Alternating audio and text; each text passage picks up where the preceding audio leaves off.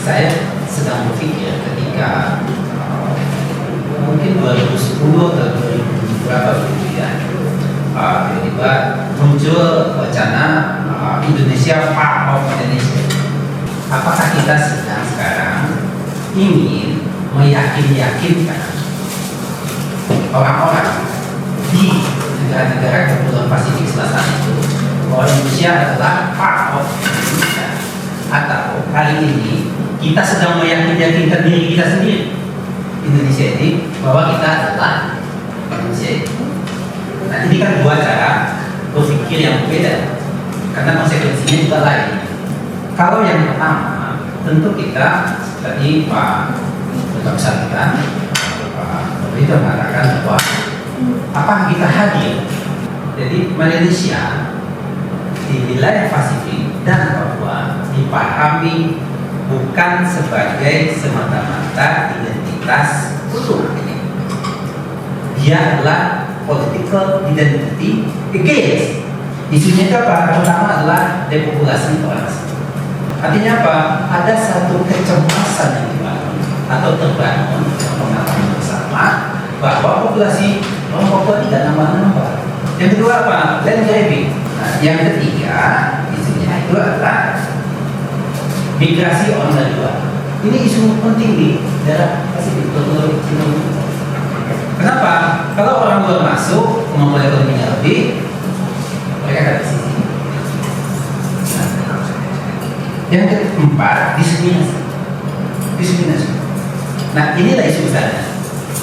Jadi, asumsi Tantowi, waktu saya ikut dalam tim diplomasi Republik ke New Zealand tahun 2011-2012, waktu itu Dubes masih Pak Musriono, habis itu diganti oleh OC Dubes. Waktu itu saya adalah ketua tim. Kami keliling ke komunitas Maui ya, di Pasifik, saya juga di beberapa negara Pasifik. Kita jelaskan, karena kita mulai mendengar komunitas ini memberi pada kami bertemu di Victoria University, itu sangat di situ ya, di Wellington ya, di Auckland University. Kita jelaskan berdebat dengan para ahli ini. Kita jelaskan bahwa Malaysia atau Indonesia secara keseluruhan semuanya adalah indigenous, tidak ada dari sini. Beda dengan New Zealand, beda dengan Australia. Australia indigenous berhadapan dengan European, tapi kan itu tidak berkembang. Nah, kenapa? Karena dilihat hari ini ada di atasnya itu kan European di beberapa Papua. Nah, ini yang membuat sentimen identitas Indonesia yang ada di Papua, PNG, Solomon Island dan lain itu dengan NTT mana bicara keseluruhan. Di Maluku sama NTT nggak ada problem politiknya Malaysia itu. Nah, jadi 4 soal ini tentu mesti kita jelaskan. Kita jelaskan apakah ini beban dalam rangka kita memahami Indonesia di depan.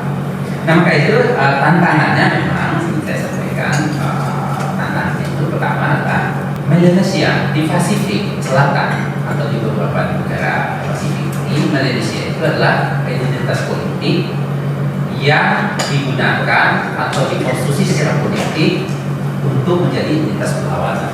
Nah, yang kedua yang ingin saya sampaikan juga, mungkin ini tantangan kita nanti ini di Maluku dan NTT, Malaysia mungkin ya, saya punya banyak teman dari Maluku, saya nggak pernah dengar ya.